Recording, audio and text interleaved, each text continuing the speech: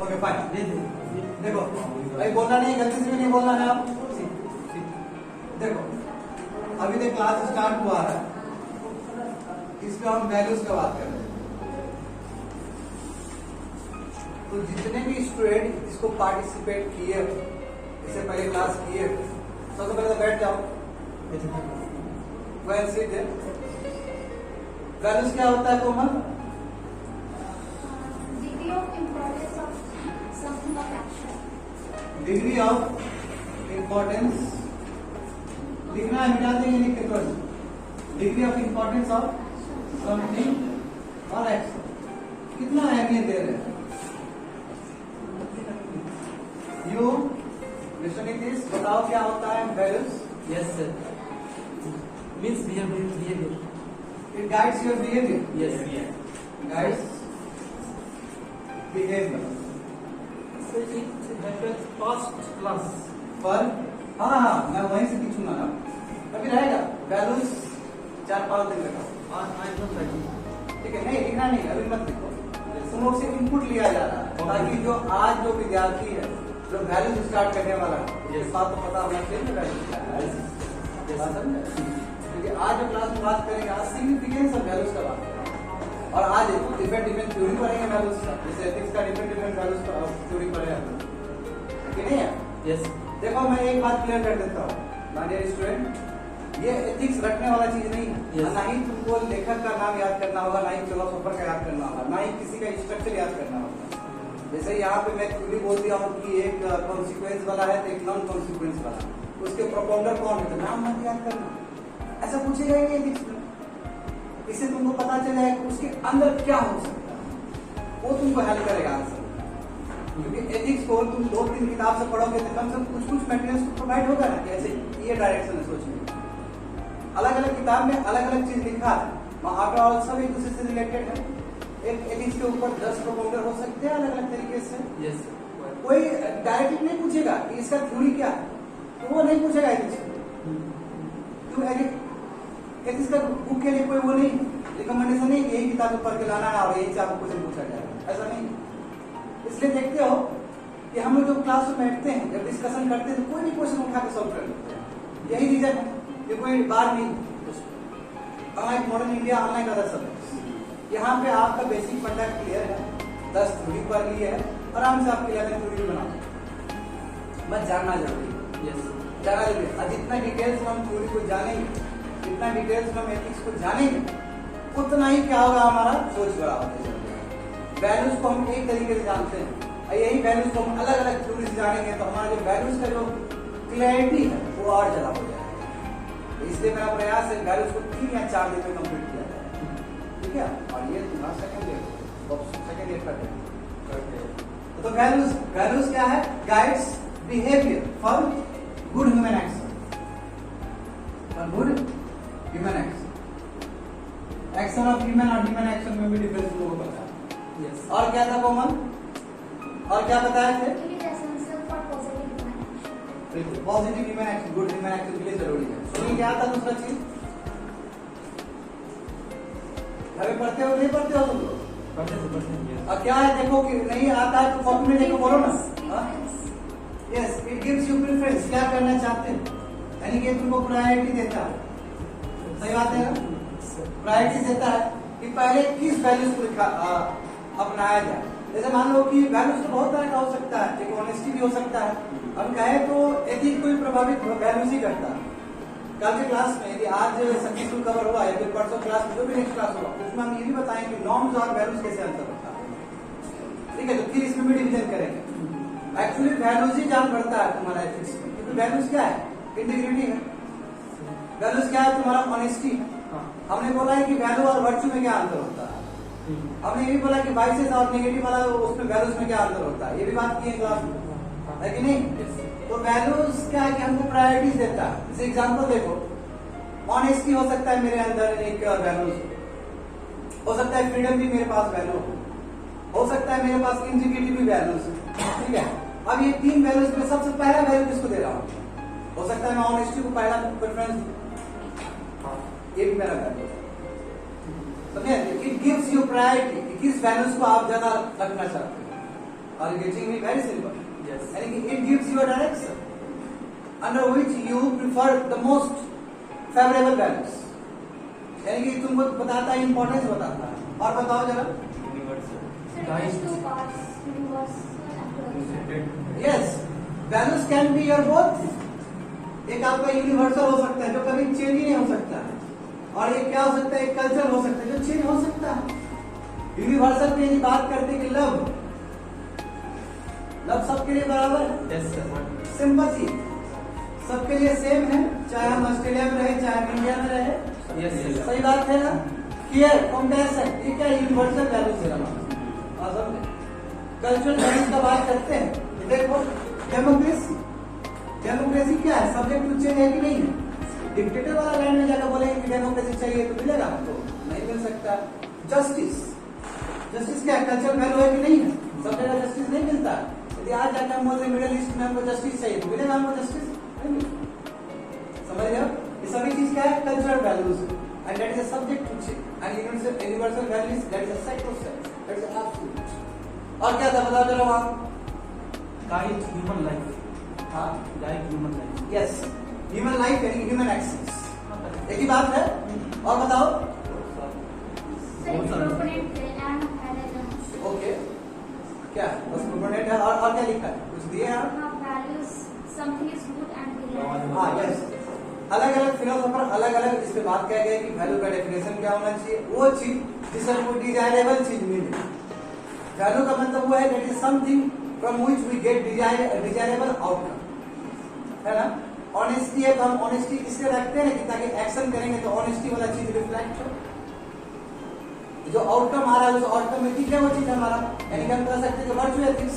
यहाँ पे virtue ethic क्या है कि हम अपने अंदर कैपेबिलिटीज एबिलिटीज डेवलप कर लेते हैं और उसके बाद हमारे एक्शंस में भी वो चीज दिखता है. हम हर दिन बोलते रहे कि सोशल एविल गलत है, सोशल एविल गलत है. मैं जब बात आया सोशल एविल का और वो चीज प्रमोट कर दिए तो बस 3 दिन तक ही सही था मेरा चीज. तो हमको उसको उतार दिए बाय हैविंग प्रैक्टिकल अप्रोच. तो क्या हुआ कि हमने क्या किया, चीज को वर्चू में उतार दिया. That's a virtue ethics. और क्या हो सकता है, Clarity of concept perception. सही बात. हमारे वैल्यूज भी हमको क्लैरिटी ऑफ थॉट देता है. सही बात है. हमारे पास यदि ऑनेस्टी हमारा प्रेफरेंस रहेगा तो हमारा जो भी कोर्स ऑफ एक्शन होगा उसमें हमारा क्लैरिटी आ जाएगा. यदि कोई भी उसमें दामन में दाग है हमको पता चल जाएगा. भले ही हम करेंगे मगर एक समय हमको ये भी लगेगा कि नो हमारा वैल्यूज ये बात समझे ना. यानी कि वैल्यूज क्या है, वैल्यूज को कोई चैलेंज नहीं कर सकता. भले ही आप उस समय उसको प्रिफर करें या ना करें, but you can't challenge to the values. ये बताएंगे आज क्लास में बताएंगे. यही सब चीज हुआ था कॉमन, यही सब चीज हुआ था जी. तो वैल्यूज समझना जरूरी है before having understanding about significance of values.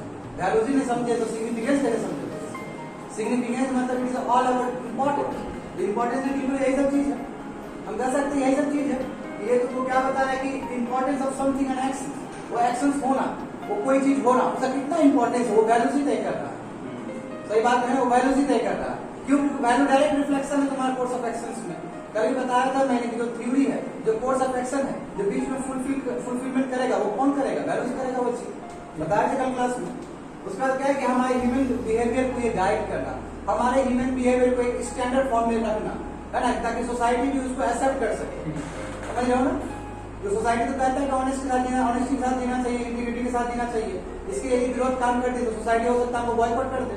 जैसे एग्जाम्पल देखो कि सोसाइटी में पहले क्या होता था कि हम अपने जात के साथ शादी करेंगे, यदि दूसरे जात के साथ शादी करते तो सोसाइटी से निकाल दिया जाता था. क्यों, क्योंकि उसका वैल्यू सिस्टम के अगेंस्ट है वो चीज. इस हिसाब से कह सकते हैं कि वैल्यू भी बहुत करीब है नॉर्म्स का. हम अंदर क्या हो जाएंगे आने वाले समय में, प्रायोरिटी समझ के. ये सब सिग्निफिकेंस भी है और आज अलग से हम सिग्निफिकेंस और भी जानेंगे. कोई डाउट है किसी को वैल्यू समझने में. Sir, standards of behavior code. बिल्कुल स्टैंडर्ड बिहेवियर कोड हो सकता है, बिल्कुल है. एथिक्स का जो जन्म हुआ है वो वैल्यू से जन्म हुआ है. ठीक है, एथिक्स के पीछे जो काम करता है वो वैल्यू से. Ethics practical. मॉरल देखो, मॉरल अकेले नहीं है, मॉरल वैल्यूज के साथ. मॉरल वैल्यूज में हमेशा पॉजिटिव देखेंगे. समझी बात को. बिल्कुल सब वैल्यूज ही है, वैल्यूज ही काम करता है एक्शंस में हमारा. हाँ, नेगेटिव वैल्यू हो सकता है हमारा. यदि हमारा नेगेटिव वैल्यू हुआ तो हमारा एक्शन में भी नेगेटिविटी दिखेगा. जैसे क्राइम करना, क्राइम को बढ़ावा देना, ये भी एक वैल्यूज हो गया। जब हम कोर्स ऑफ एक्शन करेंगे तो उसमें दिखेगा वो चीज। यदि हमारा जो मेंटेलिटी, हमारा जो आज सुबह डिबेट हुआ उसमें भी वैल्यूज दिखता है कि हम क्या सोचते हैं, क्या क्या चीज को हम प्रायोरिटी देते हैं। बिल्कुल सही बात है, क्या चीज को प्रायोरिटी देते हैं। तो हम तो बोले ही कि आपका एक स्टेटमेंट से आपका वैल्यू सिस्टम पता चल जाता है, इसलिए मुंह खोल के बोलना होता है, ये भी जान लेना। और भी पब्लिक प्लेस में तो और ज्यादा मुंह खोल के, तो कब जूता लग जाएगा कोई पता नहीं चलता। ठीक है ना? Yes, sir.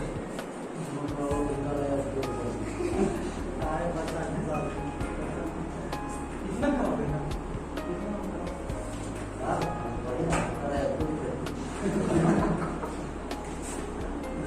अभी तो लेंगे ही ना सिग्निफिकेंस।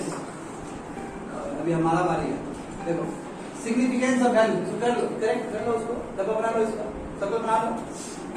तो हम देखेंगे, देखो ये क्या इंपॉर्टेंट रोल प्ले करता है। देखो अब जैसे कि तुम लोगों को बताया गया है कल क्लास में कि जब इंडिविजुअल है ना, इंडिविजुअल प्लस सोशल, ये दोनों का जब समावेश होता है तब वो तुम्हारा मीनिंगफुल वैल्यूज बन के आता है। मीनिंगफुल वैल्यूज बन के आता है, इसका मतलब क्या है कि इंडिविजुअल तुम्हारा बहुत अच्छा चीज है, ऑनेस्टी है। सोशल क्या है, तुम्हारा इक्वालिटी है। और जब हम ये चीज आगे लेके बढ़ रहे हैं तब जाके पता चलता है कि ये क्या है, कोर्स ऑफ एक्शन। देखो मैंने कल ये भी बोला था, तुमको नहीं बताया, कल मैंने ये भी बोला था कि वैल्यूज अपने आप में वेक्टर। क्या होता है ऑनेस्टी, क्या होता है इंटीग्रिटी, ये अपने आप में क्या है, वेक्टर। जब तक ये कोर्स ऑफ एक्शन में नहीं उतरे, बात समझ रहे हो ना? Yes. जब तक कोर्स ऑफ एक्शन में नहीं उतरे तब तक इसका डिफाइन नहीं होता है। रमानंद जी समझ रहे हैं? जब तक ये कोर्स ऑफ एक्शन में आप नहीं देंगे इसको दिशा, तब तक इसका मीनिंग नहीं तय होगा। तो आप समझिए कि जब इंडिविजुअल आपका वैल्यूज है, इंडिविजुअल कोई चीज है, ऑनेस्टी, सोशल जो चीज है, इक्वालिटी, दोनों को इंटीग्रेट करिएगा तब जाकर उसका क्या होगा, मीनिंग आएगा कि हाँ ये वैल्यू का मीनिंग ये है। बात समझे? तब उसको मीनिंगफुल मिलता है। ऑनेस्टी देखिए एक एग्जाम्पल देगा प्रयास, ठीक है? ये एक्चुअली क्या है कि play important role in integration and fulfillment of play an important role in integration and fulfillment of man's basic impulses. Basic impulse क्या है कि आपके अंदर जो करने का जो जज्बा है उसको क्या करता है, वो इंटीग्रेट करता है, उसको ये क्या करता है, पूरा करता है। हो सकता है आपका करने का जज्बा हो, सिविल सर्विस पास करने का जज्बा हो, तो इंटीग्रिटी क्या करता है, आपका जान भर देगा उसमें। हार्ड वर्क क्या करेगा, आपको जान भर देगा उसमें, ताकि आपका जो रिजल्ट हो, रिजल्ट में भी आपका वैल्यू दिखे। बात समझे? ताकि आपका रिजल्ट क्या हो, मीनिंगफुल हो, ताकि सो दैट आपका रिजल्ट क्या हो, मीनिंगफुल हो। आपको समझ में आ रहा होगा? ये क्या करता है, इट इन्फ्लुएंस पीपल बिहेवियर। जैसे सिग्निफिकेंस है जी, इन्फ्लुएंस पीपल बिहेवियर, पीपल के बिहेवियर में इन्फ्लुएंस करता है। समझे?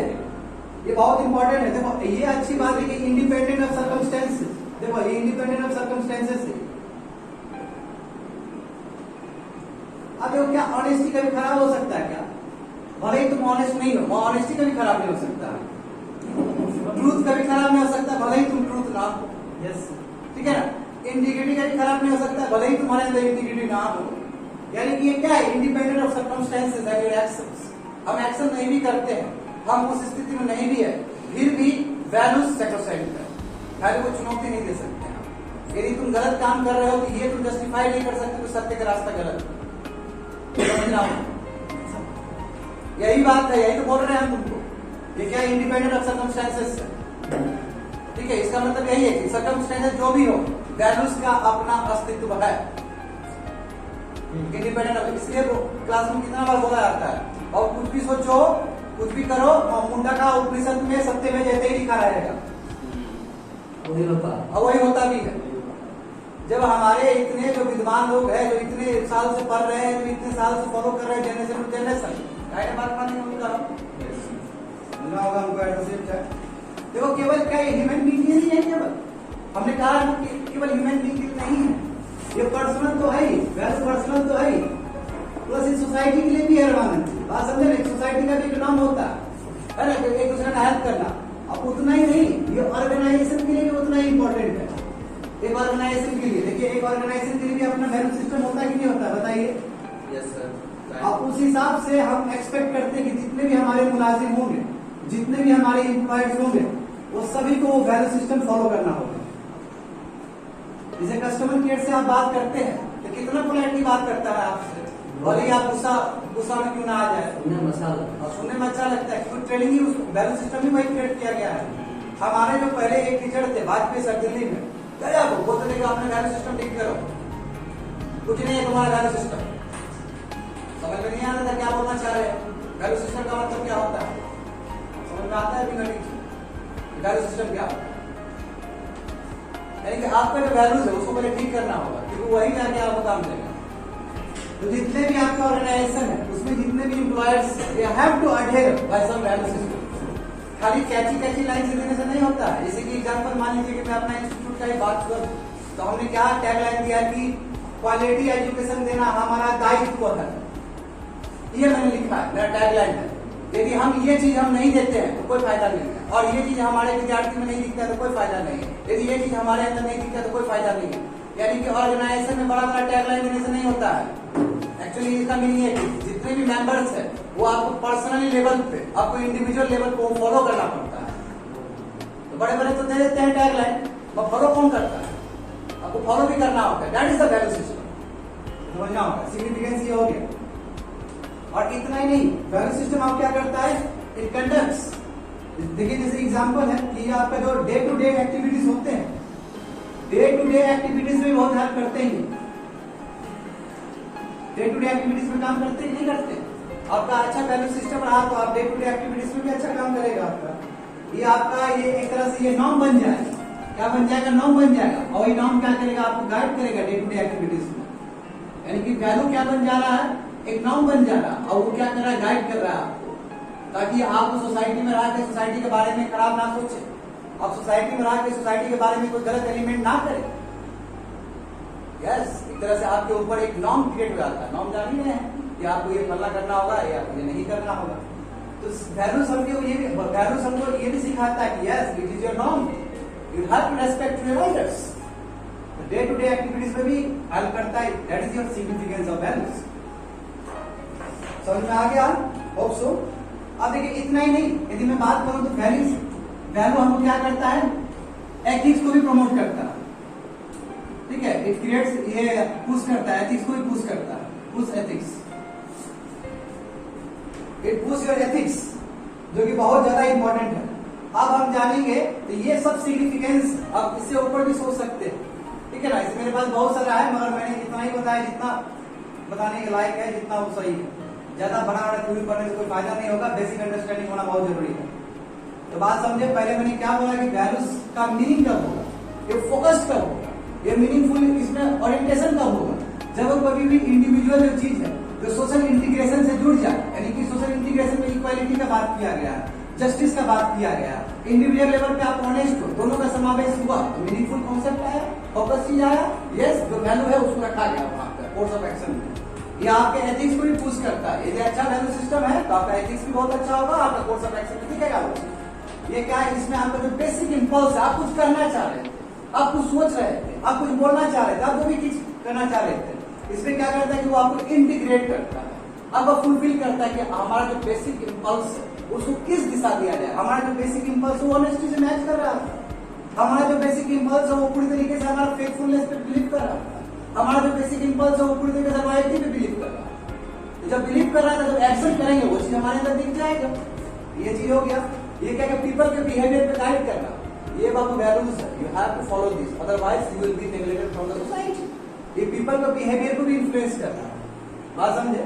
ये इसमें देखो कि value system is not only about an individual, ये सभी पे लागू होता है, एक नेशंस पे भी होता है। जैसे हम बोलते हैं कि वासुदेव कुटुंबकम, ये हमारा वैल्यू सिस्टम है कि हम अतिथि देवो भव करते हैं, हम सत्य में जयते में बिलीव करते हैं, ये भी मेरा वैल्यू सिस्टम है। कोई भी हमारे अंदर भिक्षुक आ जाते हैं तो उसको हम हीन भावना से नहीं देखते हैं, कुछ पैसा दे देते हैं या फिर कुछ सामान दे देते हैं उसको, या फिर चाय पिला देते हैं या पानी पिला देते हैं। हर घर में अब बिहार में या कहीं पे भी आते हैं तो लोग चाय पिला देते हैं, ये हमारा वैल्यू सिस्टम है। बात समझे, ये सब वैल्यू सिस्टम है। तो ये पर्सनल लेवल पे भी करता है, फैमिली लेवल पे भी करता है, सोसाइटी लेवल पे भी करता है, स्टेट लेवल पे भी करता है, ऑर्गेनाइजेशन में भी करता है। ऑर्गेनाइजेशन में मैंने बताने का प्रयास किया है बोले रवाना जी उन्हें शहर में चाय पिलाता है, गाँव में खाना खिलाता है। गाँव में खाना खिला देता है। सही बात बोले आप। गाँव का कल्चर डिफरेंट है ना। एक्चुअल में गाँव में आपको दिखेगा ये सब चीज। और अब जूम करिएगा तो गाँव में पूरा मैच कर जाएगा। देखिए सोसाइटी के लिए आगे तक में रहता है, शादी किसी का हो रहा है, सब इन्वॉल्व है। हमने खुद अपने एग्जाम्पल से देखा, हमारे नाना जी का देहांत हो गया, सब तैयार करके रख दिया सब। तो बड़ी बात है, उसी दिन हमारा हिट किया माइंड, समझे ना। थ्योरी में तो पढ़ रहे थे, प्रैक्टिकल जब देखे तो हम सब पे मार के बाप ये भी होता है। इतने एक्टिव, इतने प्रोएक्टिव होते हैं।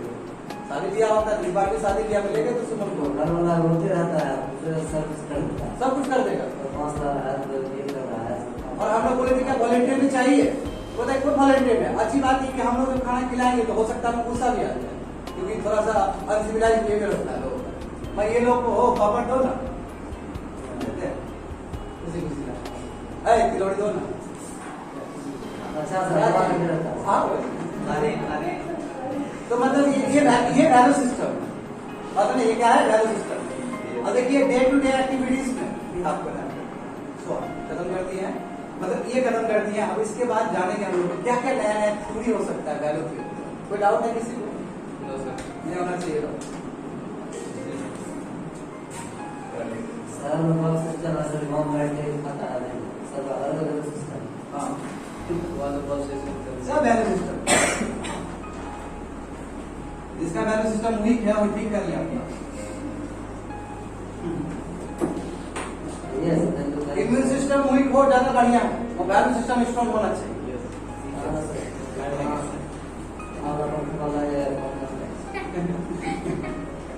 है ना।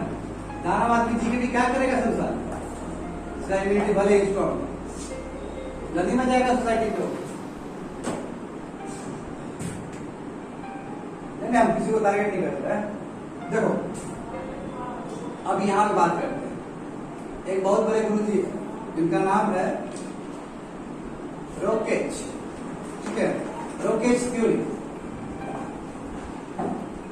डॉक्टर मिल्टन रोकेच जो थे, इन्होंने वैल्यू के ऊपर कुछ लिखा था, कुछ अध्ययन किया था, कुछ थ्योरी दिया था इन्होंने।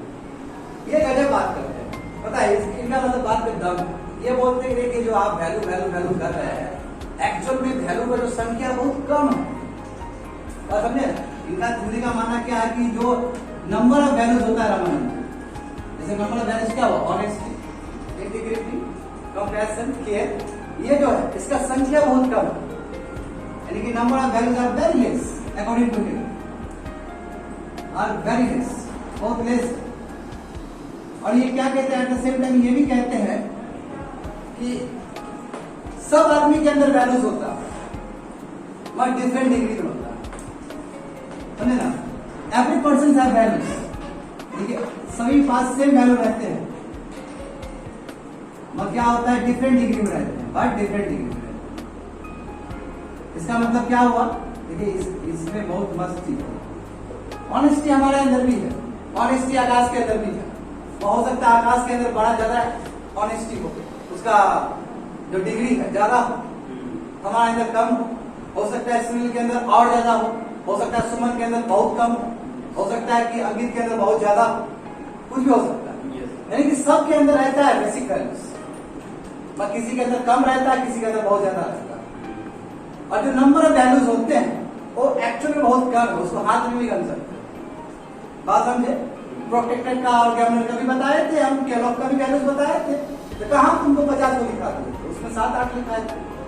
यानी कि जो बेसिक्स होता है आज ही बात करेंगे उसी। तो इनका एक गजब का मानना ये कि नंबर ऑफ जो वैल्यूज है बहुत कम है, उसका संख्या बहुत कम है। हर आदमी के अंदर वैल्यूज है, बट डिफरेंट डिग्री में। समझ में आया नीचे।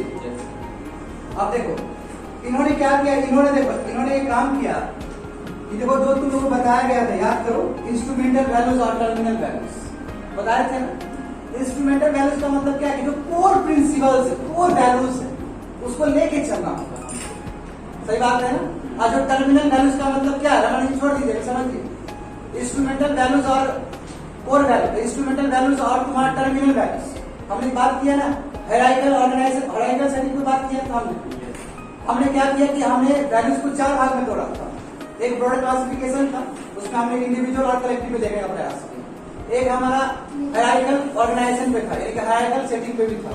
उसमें हमने दो भाग में तोड़ा है। उसमें हमने बताया कि एक टर्मिनल हो सकता है और एक मेरा क्या हो सकता है, इंस्ट्रूमेंटल हो सकता है। तो टर्मिनल का मतलब क्या है, एट द एंड, यानी कि आप जो काम कर रहे हैं एट द एंड आप कैसा वैल्यूज आप देखना चाहते हैं, आपको कैसा वैल्यू पसंद है। ये तभी हो सकता है जब आपका वैल्यू सिस्टम ऐसा है, यानी कि हम जो कोर्स ऑफ एक्शन कर रहे हैं और जिस एथिक्स के साथ जिस वैल्यूज हम कर रहे थे, क्या हमको मिला, क्या हमको सेटिस्फेक्शन मिला, क्या हमको हैप्पीनेस मिला ये काम करके, यही मेरा टर्मिनल वैल्यूज है। तो गुरु जी क्या करते हैं कि ये टर्मिनल वैल्यूज को भी दो भाग में तोड़ देते हैं और इंस्ट्रूमेंटल वैल्यूज को भी दो भाग में तोड़ देते हैं और बताने का प्रयास करते हैं कि इसके अंदर और भी बहुत सारा चीज है। दैट इज द यानी कि इन्होंने काम किया है जो हायरार्किकल जो तुम्हारा सेटिंग था, जिसमें हम कैटेगराइजेशन कर रहे थे वैल्यू सिस्टम को। वैल्यू सिस्टम को हम चार तरीके से क्लासिफाई कर सकते हैं, कल क्लास में बता दिया गया था। एक तरीका ब्रॉड क्लासिफिकेशन है, दूसरा तरीका क्या हायरार्किकल ऑर्गेनाइजेशन है, हायरार्किकल सेटिंग है। उसी को क्या किया रोकिन ने, डॉक्टर मिल्टन रोकिन ने क्या किया, उसी पे काम किया। तो ये क्या करते हैं, देखो अब समझ में आ जाना चाहिए। देखो ये क्या करते हैं कि इंस्ट्रूमेंटल वैल्यूज को दो भाग में तोड़ देते हैं। ठीक है, दो भाग लिख सकते हो एट द सेम टाइम। एक कहते हैं कि कुछ नहीं, इंस्ट्रूमेंटल वैल्यूज ही मोरल वैल्यूज है, और ये कहते हैं कि ये एक वैल्यूज का कंपटीशन वैल्यू है, कॉम्पिटेंस वैल्यूज है। ये बहुत बहुत अच्छा है। ठीक है, ये कॉम्पिटेंस वाला जो वैल्यू है ना, ये अपने आप में जानने वाली बात है, ये क्या होता क्या है। और दूसरा क्या बोलते हैं कि जो टर्मिनल वैल्यू जो तुमको बताया गया था, टर्मिनल वैल्यू, ये भी बोलते हैं कि टर्मिनल वैल्यू भी जो आप दो भाग में तोड़ सकते हैं। एक भाग आप सोशल वैल्यू तोड़ सकते हैं और एक आप पर्सनल वैल्यूज में तोड़ सकते हैं। इनका मानना, तो मैंने कल भी क्लास में बताया था कि instrumental value is all about your core values जो इंपॉर्टेंट है। इसलिए देखो मोरल वैल्यूज आया है यहाँ पे, है ना। अब देखो इसमें क्या है, अब इसमें एक चीज समझना होगा कि मोरल वैल्यू जो है कि वो इंटरपर्सनल है जी, समझे। ये क्या है, तुम्हारे अंदर का चीज है, जिसको हम कह सकते हैं इंटरपर्सनल। मैं बताता हूं इसका मतलब क्या है। और ये क्या है, इंट्रापर्सनल है, ये खुद अंदर का चीज है। देखो एग्जाम्पल के थ्रू समझाऊंगा, जरा समझ में आएगा। जैसे एग्जाम्पल देखो, फॉरगिवनेस। दूसरा एग्जाम्पल देखो, हेल्पफुलनेस। कंपटीशन वैल्यू में जैसे देखो लॉजिक, ठीक है, एनालिटिक भी लिख सकते हो, लॉजिकल, इमेजिनेटिव। देखो क्या है इसका मतलब, हमको ये समझना होगा। अभी थोड़ी देर में लिख लेना, it's okay I give time, पहले समझ जाओ इस चीज को। देखो कि लोकेश थ्योरी क्या करते हैं, ये इन्होंने क्या चीज पे काम किया, कह सकते हैं कि इन्होंने हायरार्किकल जो सेटिंग है उसी पे काम किया। इन्होंने इंस्ट्रूमेंटल वैल्यूज को और फर्दर डिवाइड किया, इन्होंने टर्मिनल वैल्यूज को और फर्दर डिवाइड किया। इन्होंने कहा कि इंस्ट्रूमेंटल वैल्यूज के अंदर भी दो वैल्यू छुपा हुआ है, एक मोरल वैल्यूज है, एक कॉम्पिटेंस वैल्यूज है।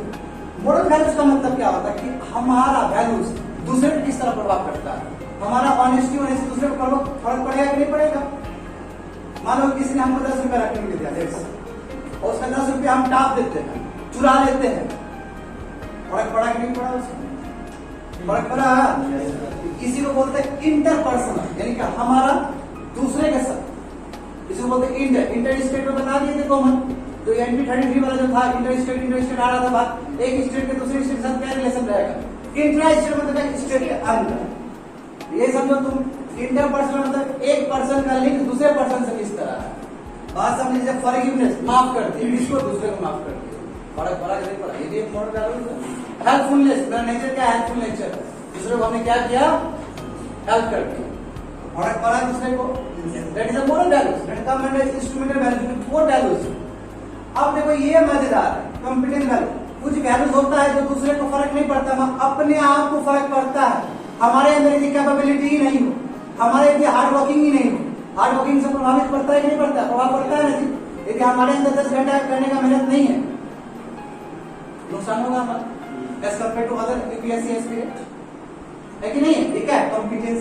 कॉम्पिटेंस मतलब क्या होता है, कितने कैपेबल, इसका मतलब दूसरा वर्ड क्या है, कैपेबल वैल्यूज। कैपेबल कितने हो, जैसे देखो लॉजिकल, कितने लॉजिकल हो, अपने बात को लेके, या फिर जो भी कंसेप्ट समझ रहे हो कितना लॉजिकल हो। अब इससे दूसरे को फर्क नहीं पड़ रहा, इसे किसको फर्क पड़ रहा है, खुद के कैपेबिलिटी को फर्क पड़ रहा है। इमेजिनेटिव, कितने इमेजिनेटिव हो तुम, किसी को फर्क पड़ रहा है, नहीं फर्क पड़ रहा, खुद को फर्क पड़ रहा है। तो बात समझे, instrumental values can be two types. First one is the moral values, that is all about interpersonal things, interpersonal values like your forgiveness, helpfulness, honesty and many things. And second one is your competence values, that is related to your capability, your personal capability, that comes under your interpersonal values, that is your logical, imaginative और creativity. creativity भी क्या है रामानंद जी, आपका अपना अंदर का चीज है, इंट्रा हो गया, समझ में आया चीज। Yes, sir. अब इसमें देखो टर्मिनल मैंने क्या बोला है कि एट द एंड हमें क्या मिलेगा, हम जो चीज करे थे क्या मिलेगा, सोशल वैल्यूज या पर्सनल वैल्यूज। इसमें एग्जांपल देख सकते हो, जैसे एग्जांपल देखो कि हमने जो एक्शन किया, हमने जो एक्शन किया उसके वजह से मेरा सेल्फ रेस्पेक्ट बढ़ा, यस, हमारा हैप्पीनेस बढ़ा, हम बहुत खुश हो गए, हम बहुत खुश हो गए, हैप्पी यानी कि सेटिस्फैक्शन।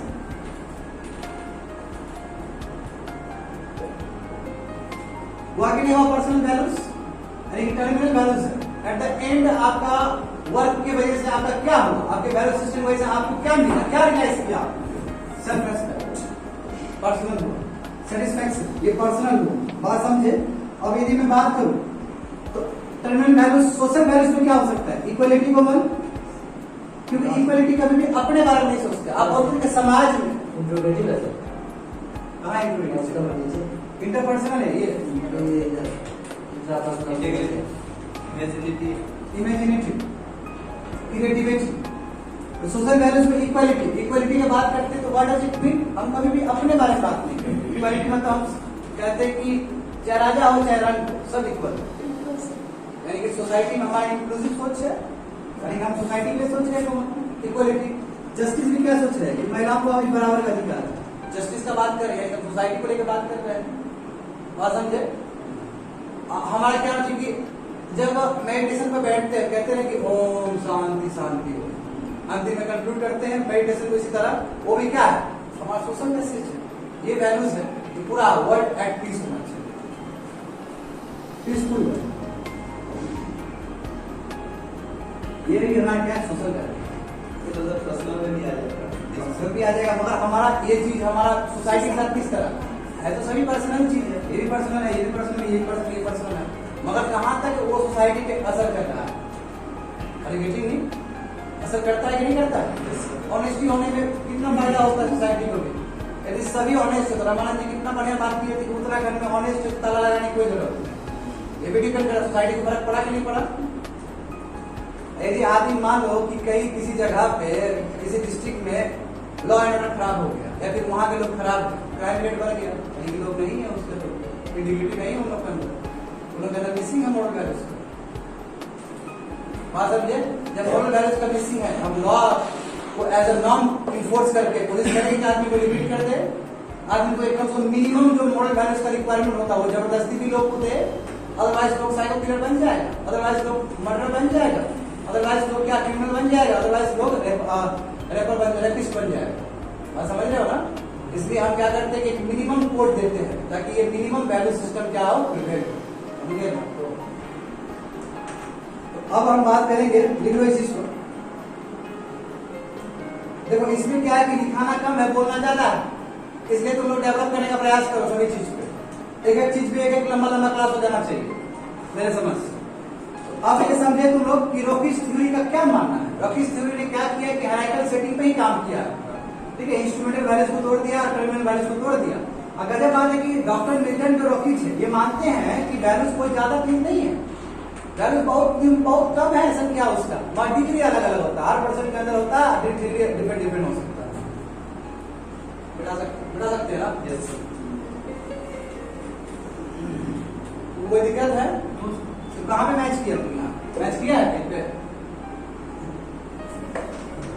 बोलती बंद, अब बोलती बंद हो गया इसका। बात है कि तुम लोग को हर साल बोलते हैं ना 12 महीना एथिक्स पढ़ना चाहिए, तब जाके 1% सुधार होगा।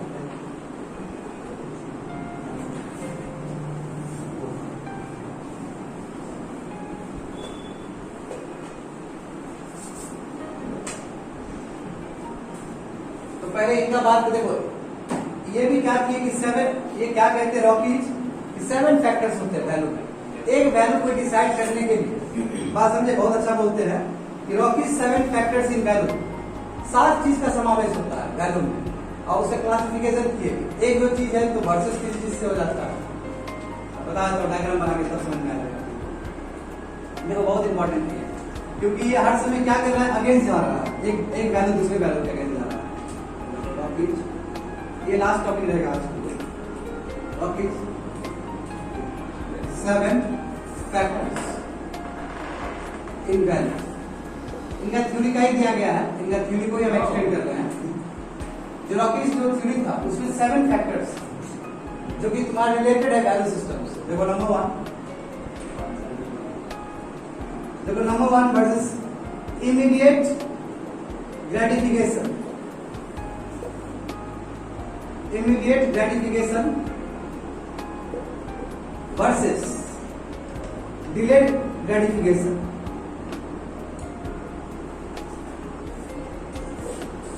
क्या होता है रमानंद जी ग्रेटिफिकेशन का मतलब, जरा बताइएगा।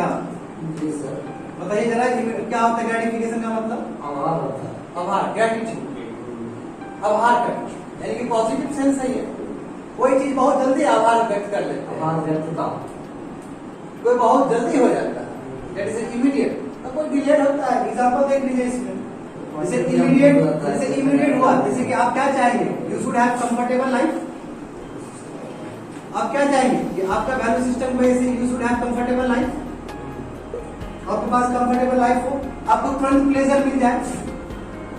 यदि मर प्लेजर ही नहीं है, मजा कहां से, प्लेजर, खुशी, खुशी इमीडिएट चाहता है कि नहीं चाहता है आदमी, कि खुशी चाहता है कल खुश हो जाएंगे ज्यादा बेटर, ऐसा तो नहीं होता है। हमको प्रेजेंट में खुश रहना है, हमको प्रेजेंट में सेटिस्फाइड रहना है। It is all about immediate gratification. 7 factor है, ये एक फैक्टर है। इसमें क्या कर रहा है कि immediate gratification versus delayed gratification. Delayed मतलब जो लेट आए। एग्जांपल क्या है कि जो बहुत जल्दी ग्रेटिफिकेशन हो जाता है, क्या कंफर्टेबल लाइफ तो चाहिए, प्लेजर हो गया। एग्जांपल क्लीननेस, ये ग्रेटिफिकेशन ही हुआ, है ना। Cleanness is next to godliness, ये है कि नहीं तुम्हारा, स्वच्छता। अब डिलेड ग्रेटिफिकेशन क्या है, जो लेट आएगा, पढ़ोगे बाद में विजडम आ जाएगा, विवेक आ जाएगा। विवेक एक दिन का चीज नहीं है, लंबा तपस्या, लंबा तपस्या 10 साल 15 साल 50 साल तब आता है, तब विवेकानंद बनता है, तब कोई बी आर अम्बेडकर बनता है। लंबा जर्नी पास करने के बाद विजडम, इसलिए डिलेड ग्रेटिफिकेशन। बात समझे, एक वृक्ष बरगद नहीं बनता, कितना लंबा तपस्या होता है बरगद का, बात समझे। इनर हार्मोनी, एक दिन में किसी को इनर हार्मोनी नहीं मिला, बुद्ध गए तपस्या करने के लिए, लंबा तपस्या किए, तब जाकर हार्मोनी मिला, अंदर का सुकून, बात समझे। लॉजिक, एक दिन में किसी के अंदर लॉजिक नहीं आता है जी, ये सब क्या है, डिलेड ग्रेटिफिकेशन। बात समझ में आया।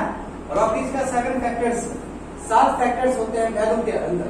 पहला क्या है कि immediate gratification versus delayed gratification, जो हमको बहुत तेजी से मिल जाता है, जो कि पॉजिटिव चीज है। ग्रेटिफिकेशन का मतलब होता है पॉजिटिव, आभार व्यक्त करना, पॉजिटिव सेंस में मानो।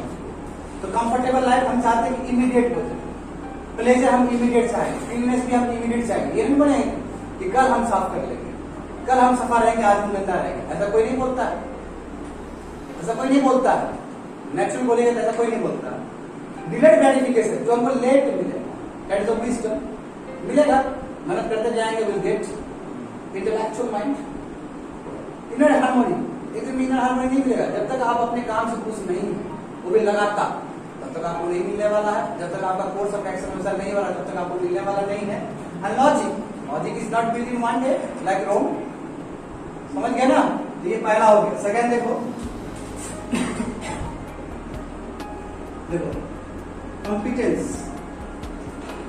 Competence versus religious morality. अब ये क्या होता है, तो एग्जांपल देखो। अब क्या कॉम्पिटेंस, अभी जस्ट बताया क्या ना, थोड़े सेकंड नहीं करे थे उसको, इस चीज को थोड़े देखो हमारा अभी वेरी गुड, इंस्ट्रूमेंटल वैल्यूज को थोड़े थे, कॉम्पिटेंस आया था। कॉम्पिटिशन का मतलब क्या होता है तुम्हारा, लॉजिक इमेजिनेशन, इमेजिनेटिव, इमेजिन कर सकते, क्रिएटिविटी,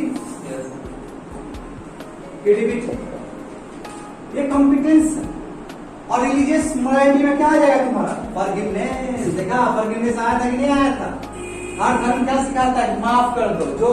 जो आदमी बड़ा होता है, हर धर्म सिखाता है ना। हिंदू का धर्म भी क्या सिखाता है?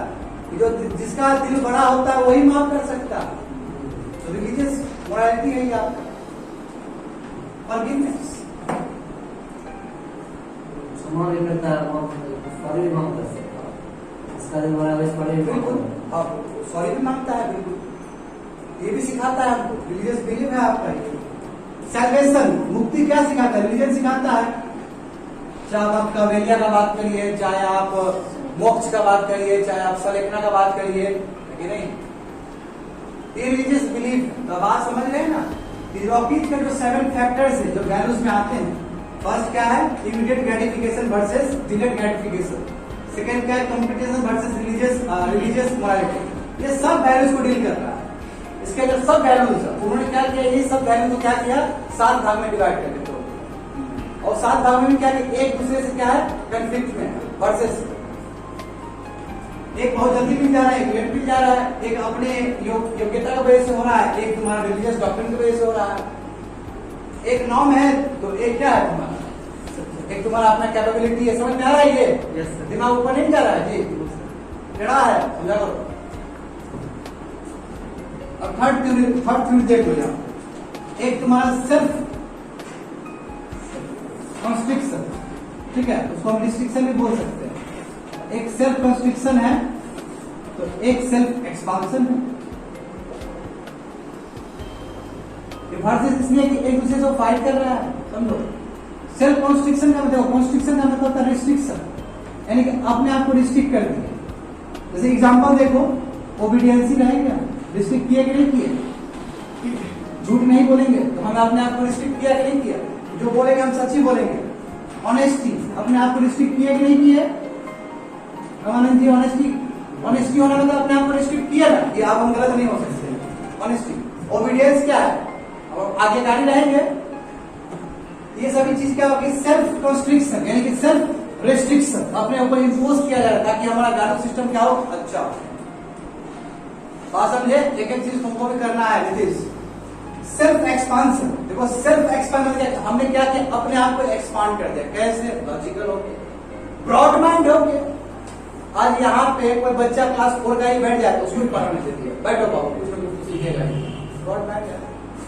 और तुम भी बोला कोई बात नहीं, हम आईएएस की तैयारी करें, कोई बात नहीं है, फिजिक्स से सबके लिए बराबर है। ब्रॉड माइंड है, ब्रॉड माइंडनेस। अब तुम खुद बोलो इंक्लूसिव माइंड क्या हो? नहीं हो जाएगा जी। इंक्लूसिव सबका साथ, सबका विकास सोच रहे हो, ये तुम्हारा क्या है? सेल्फ एक्सपांड कर रहे हो। एक आदमी यहाँ बैठ के, एक झोपड़पट्टी में बैठ के वो पूरा संसार के बारे में सोच रहा है। क्या है? माइंड कितना तुम्हारा एक्सपांड दिखता है वो चीज। नहीं, बीइंग हेल्पफुल, हेल्पफुल है कि नहीं है? बीइंग हेल्पफुल, ये क्या है? Self expand. भाई अपने लिए तो हर कोई जीता, हम अपने लिए भी जिएंगे और दूसरे के लिए भी जिएंगे। ये तो बोलना पड़ेगा कि अपने लिए भी जिएंगे। जो आदमी अपने लिए जिएगा तभी वो दूसरे के लिए भी जिएगा, ये जान लेना। नहीं तो नाली में गिर के सुसाइड कर लेगा वो। पहले सबसे पहले तो हमको अपना शरीर को ध्यान देना होगा। हम बचेंगे तो बहुत कुछ होगा। यहाँ पर आदमी बोलेगा हम दूसरे के लिए करेंगे, दूसरे के करने से पहले अपने आप को उतना बना लीजिए ताकि दूसरा को भी आप कर सकें। पहले हरी खटन गोपाल दूसरा की तरह कुछ होता जाता है। सब मिला के ना नीचे क्या था? सेल्फ एक्सप्रेशन के नीचे एक्सपांशन। हाँ, सेल्फ एक्सपांशन, ब्रॉड माइंडनेस। दिमाग खुल गया आपका पूरी तरीके से, ब्रॉड माइंड हो गया, इंक्लूसिव माइंड हो गया आपका, ठीक है, बीइंग हेल्पफुल हो गया। ये दिमाग पहले से खुला होता है, इसके हिसाब से हो गया।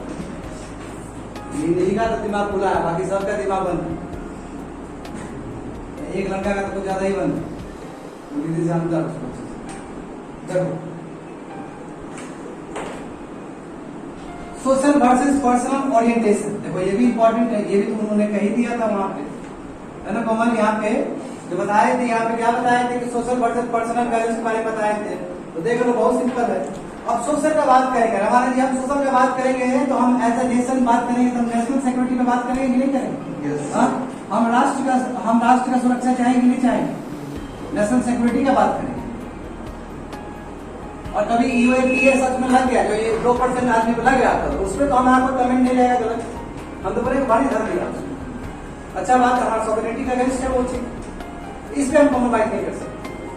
बाहर से कोई आए और हमारे भाई बहन को मारे तो वो हम बर्दाश्त कर सकते हैं क्या? नहीं बर्दाश्त कर सकते। इसका मतलब क्या हो गया? हमारा सोशल ओरिएंटेशन, हमारा समाज को देखने का जो तौर तरीका ऐसा बने। बात समझे? इक्वालिटी सेम चीज है, इक्वालिटी जस्टिस सब आ जाएगा इसके अंदर। जस्टिस पर्सनल ओरिएंटेशन के बारे में बता दिए तुम लोग। पर्सनल ओरिएंटेशन ये आएगा कि नहीं आएगा? पर्सनल ओरिएंटेशन ये आएगा कि नहीं आएगा? बताओ जरा। तो तुम्हारा क्या है? इमेजिनेटिव आ गया, क्रिएटिविटी आ गया, सब आ जाएगा। लिख दो इसी को, ठीक है? कैपेबिलिटी आ गया, सब चीज आ जाएगा। तो रॉकीज का जो 7 फैक्टर्स है, कितना कवर किया हम अभी तक? 4 फैक्टर्स कवर कर चुके हैं। मिटा के 2 कवर कर देते हैं, 3 और कवर कर देते हैं। कोई दिक्कत है नीतीश या एनीवन? सुनील है? कोई दिक्कत है समझने में? कोई दिक्कत नहीं है ना? ये सब क्या हो रहा है कि देखो, अब वैल्यूज को क्या बोला कि फ्यू नंबर्स है। अब इतना नहीं कहोगे कि 50 पेज का है, बहुत कम है वैल्यू। ऑनेस्टी, इंटीग्रिटी, यही सब तो वैल्यूज है। अब इसी में क्या है, रॉकिट ने क्या किया कि इसी चीज को 7 भाग में डिवाइड कर दिया, और एक क्या कर रहा है दूसरे से कन्फ्लिक्ट कर रहा है। कन्फ्लिक्ट भी कर रहा है या फिर एसोसिएटेड भी है दूसरे से। जैसे देखो, एक जल्दी मिल जा रहा है, एक लेट मिल जा रहा है, एक कोई सोशल है, एक पर्सनल है, एक कोई सेल्फ कंस्ट्रक्शन है, एक कोई सेल्फ एक्सपांशन है, एक कोई कॉम्पिटेंस है, तो एक कोई रिलीजियस डॉक्ट्रिन से है। बात समझ? हम विरोध करने नहीं बोले, हम बोले इंटर रिलेटेड भी है। कोई विरोध भी कर सकता है, कोई इंटर रिलेटेड भी है। जैसे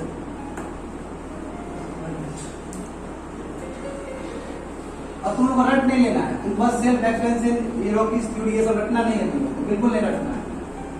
बस तुम समझो कि इसके अंदर कंटेंट्स क्या है, बोलना क्या चाह रहा है, कैसे हम इसको एथिक्स पेपर में उतारेंगे।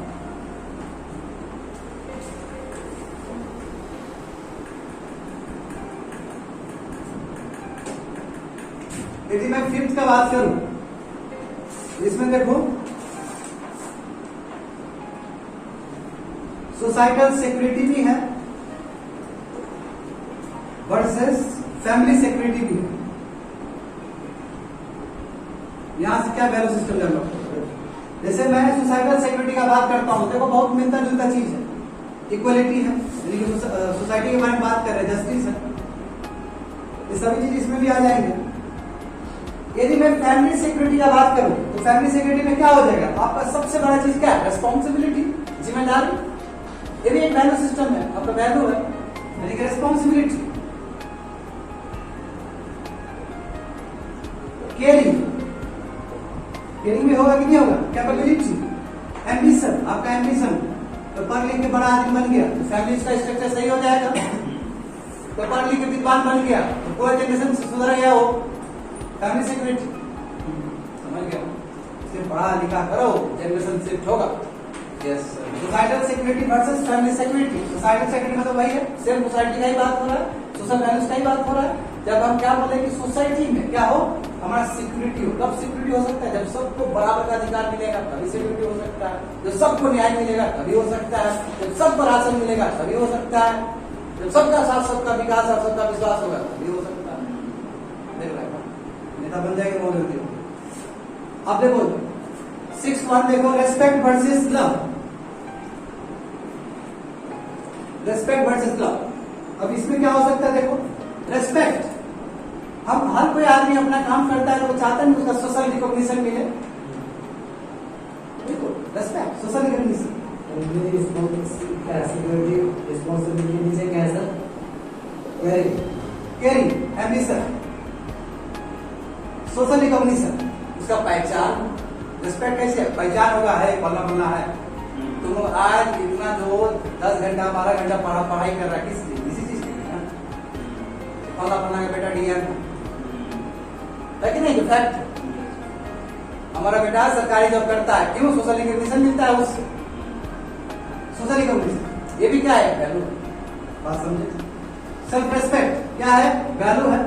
सेल्फ रेस्पेक्ट कब होता है? नीति जरा बताओ तो सेल्फ रेस्पेक्ट कब होता है? सेल्फ रेस्पेक्ट कब आता है? अपने आप को रेस्पेक्ट कब आता है? जब कुछ हम बात बने कम कर रहे हैं गलत आदमी को भी रहता है ईगो, तो क्या वो ईगो सेल्फ रेस्पेक्ट है? ये चलो बाद में इस पे क्लास कर लेंगे। इससे कॉन्टेक्स्ट में सही ठीक है ना? लव देखो वही उसे कॉन्टेक्ट से ही निकल कर हम बात करना होगा, उसे कॉन्टेक्ट से ही बात को निकाल के इसलिए एक डिबेट का विषय। ठीक है, जैसे देखो लव में क्या हो सकता है?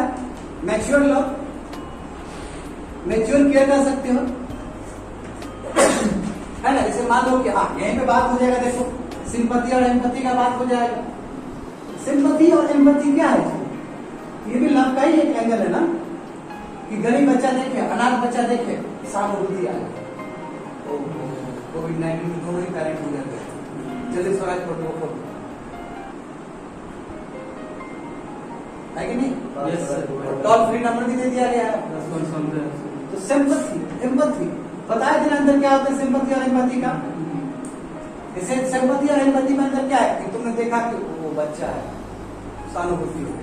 एम्पैथी का मतलब क्या है कि तुमने उसके लिए कुछ कर दिया, सहानुभूति हुआ वो उसके लिए कुछ कर दिया। टोल फ्री का नंबर ही तुमने डायल कर दिया, या स्वराज पोर्टल पे जाके ऑनलाइन क्यों ने विजिट किया ताकि वो बच्चा के लिए क्या हो, अच्छा हो। तुम लोग क्या, तुम लोग पास सिंपैथी है कि एम्पैथी है? बता देते सिंपैथी हो, बस हमारे सुमन के पास ही एम्पैथी हो मेरे हिसाब से। ठीक है, और हमारे के पास भी हो।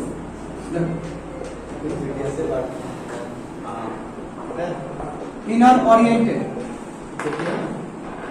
वर्सेस आउटर ओरिएंटेड, ये लास्ट है पेशेंस। इनर ओरिएंटेड और आउटर ओरिएंटेड, देखो ये सब वैल्यू सिस्टम डेवलप कर लोगे ना, एक अच्छा आदमी बन जाओगे। इनर ओरिएंटेड और आउटर ओरिएंटेड। इनर ओरिएंटेड मतलब क्या होता है बाबू? जो अंदर आपको काम करे, वही कोमल इंट्रापर्सनल, अंदर करे चाहिए कि नहीं चाहिए? करे जो भी साहस तुम्हारा साहस और किसको फायदा हुआ समझाता तुम्हारा? तुमको फायदा, बात समझे? डिबेट में ज्यादा वोट पाओगे किसको फायदा होगा? इंडिपेंडेंस, आजादी, क्या है तुम्हारा? हमको घूमने का आजादी मिले, इनर ओरिएंटेड है। कन्विक्शन बिल्कुल इनर ओरिएंटेड ही देख सकते हो। वहां करे जब कन्विक्शन उसी में आएगा, करे जाके तो कन्विक्शन उसी के साथ नया कहा जाएगा, सादा हो जाएगा। आउटर ओरिएंटेड क्या होता है? मान लीजिए आउटर, मान लीजिए कि आपके पास पोलाइटनेस है, हुआ कि नहीं हुआ? जो आदमी पोलाइट रहता है उसके साथ बात करने में कितना मजा आता है, प्यार से बोला, वाह क्या बात। ये आउटर ओरिएंटेड में आपका फॉरगिवनेस भी हो जाएगा। तो तुम देख रहे हो इस जितने भी एक वर्ड रिपीट हो रहा है कि नहीं हो रहा? एक वर्ड रिपीट हो रहा है। जस्टिस देखो कितना बार यूज किए हैं, इक्वलिटी कितना बार यूज किए हैं। ये जो 7 कैटेगरी है, यही क्या रुकेज का थ्योरी है। इसमें कहते हैं कि ये 7 प्रिंसिपल्स होते हैं जो एक दूसरे से इंटर रिलेटेड, यानी कि 14 प्रिंसिपल ठीक से देखोगे एक दूसरे से रिलेटेड है, और उसमें जो वैल्यू है वो रिपीट कर सकता है based on the basis of your headlines, on the basis of your जो भी तुम्हारा जो टाइटल है उसके बेसिस पे तुम्हारा कोई भी वहां पे वैल्यूज आ सकता है। तो जितना ही वैल्यूज हो गए, तो यानी कहने का मतलब क्या हुआ कि आखिर वैल्यूज तो हमारा बहुत कम है, यही वैल्यूज है, यही से जमना है। अगर हमारे पास वैल्यू बहुत कम है कि एक तो या तो इनर ओरिएंटेड हो सकता है या फिर आउटर ओरिएंटेड वैल्यू हो सकता है। बात समझे? या तो हमारे पास रेस्पेक्ट वाला वैल्यू हो सकता है या फिर लव वाला वैल्यू हो सकता है। यहीं से डेफिनेशन हुआ अलग अलग वैल्यूज का। मतलब मुख्य तौर पे जो वैल्यूज होगा, जो कंफ्लिक्ट होगा, जो इंटरप्रेटेड होगा रेस्पेक्ट और love, social security versus family security, inner oriented versus outer oriented, यहीं से तुम्हारा नया नया वैल्यूज निकलेगा। तो हो सकता है कि ये वैल्यूज यहाँ पे भी आ सकता है। वो तो समझ में आ गया होगा। किसी को कोई डाउट है? रमानंद जी कोई डाउट है? ओके फाइन, बंद कर दो।